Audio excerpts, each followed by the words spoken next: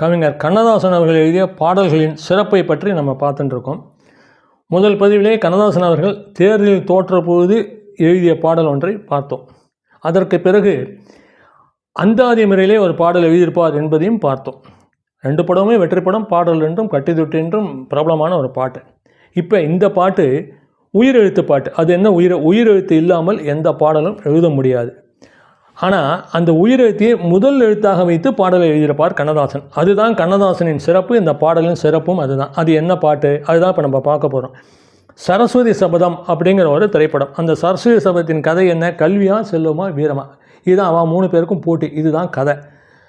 அதனுடைய இயக்குனர் யாருன்னா ஏபி நாகராஜன், இசையமைத்தது கேவி மகாதேவன், பாடல் எழுதினது நமது கவிஞர் கண்ணதாசன், பாடலை பாடினது டிஎம் சௌந்தரராஜன், அந்த பாடலுக்கு குரல் கொடுத்து நடித்தது நடிகர்களும் சிவாஜி கணேசன். இப்போ சிவாஜி கணேசன் இந்த படத்திலே ஊமையாக நடித்திருப்பார்.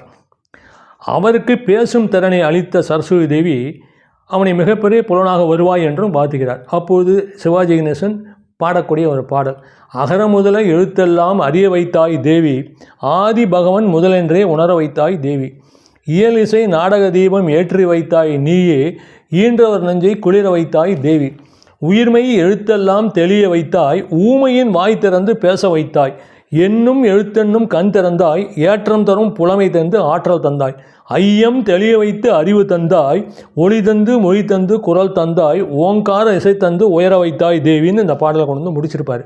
அதுதான் ஆரம்பத்தில் சொன்னேன், ஆனா ஒன்னா ஈனா ஈனா இருக்கு இல்லையா, இதை தான் முதல் எழுத்தாகவே வைத்து இந்த பாடலை எழுதியிருப்பார். இதுதான் கண்ணதாசனுடைய சிறப்பு. இதேமாரி வேறொரு சிறப்பான பாடலுடன் உங்களை சந்திக்கிறேன். அதுவரை உங்களிடமிருந்து விடைபெறுகிறேன். நன்றி, வணக்கம்.